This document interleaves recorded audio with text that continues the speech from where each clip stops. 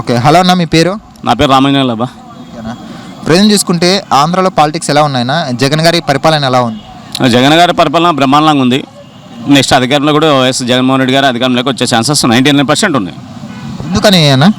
అంటే పథకాలు బాగున్నాయి, ప్లస్ కొంచెం ఇప్పుడిప్పుడే డెవలప్మెంట్ జరుగుతుంది. ఈ కరోనా దెబ్బకి అన్నిటికీ కొంచెం ఇప్పుడిప్పుడే డెవలప్మెంట్ జరుగుతుంది కాబట్టి మళ్ళీ నెక్స్ట్ కూడా అధికారంలోకి వైఎస్ జగన్మోహన్ రెడ్డి గారు వచ్చారని నా ఆలోచన.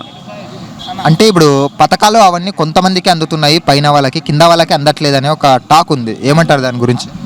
ఓ పని చేస్తాను, అంటే నేను నా విలేజ్ వరకు నేను చెప్పగలను. యాజ్ నేను ఒక మామూలుగా జనంగా మా ఊర్లో టీడీపీ వాళ్ళకి వస్తుంది, జనసేన వాళ్ళకి వస్తుంది, అంటే ఆటపాట బీజేపీలకు వస్తుంది. నేను వైఎస్ఆర్సీపీలో పనిచేసిన కొన్ని రోజులు, నాకు కూడా వస్తున్నాయి. ఇది కాదని చెప్పలేం కదా. ఇప్పుడు కంపల్సరీ అది జగన్మోహన్ రెడ్డి ఏం చెప్పినారు, ఏ పార్టీలు చూడం, ఇవన్నీ చూడం, ఎవరైతే అర్హులు ఉంటారో వాళ్ళకి ఇస్తారు.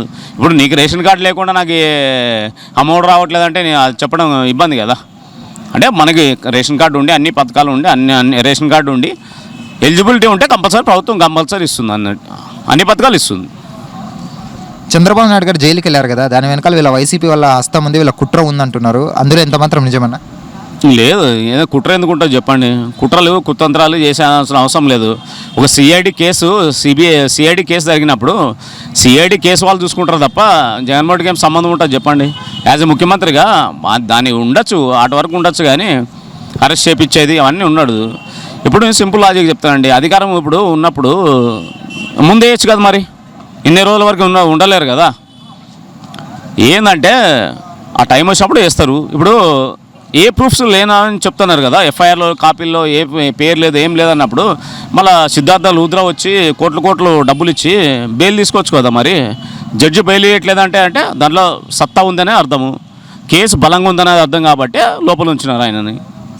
టీడీపీ జనసేన పొత్తు గురించి అన్న, దానివల్ల లాభమా నష్టం? వాళ్ళకే నష్టం, అది కంపల్సరీ వాళ్ళకే నష్టం. 2014 వాళ్ళే కదా పోటీ చేసిండి. ఇది టీడీపీ జనసేన బీజేపీ పోటీ చేసింది. 2019లో మళ్ళా సిపిఎం బీఎస్పీ జనసేన పోటీ చేసింది. ఒక వ్యక్తికి 150 సీట్లు ఉన్నాయంటే కొంచెం 10-5 తగ్గచ్చు, కానీ అంతకుమించి ఏం కాదు. మళ్ళీ అధికారంలో కంపల్సరీ జగన్మోహన్ రెడ్డి వస్తాడు, జగన్ వస్తారు కంపల్సరీ. అది థ్యాంక్స్ అన్న. Thank you.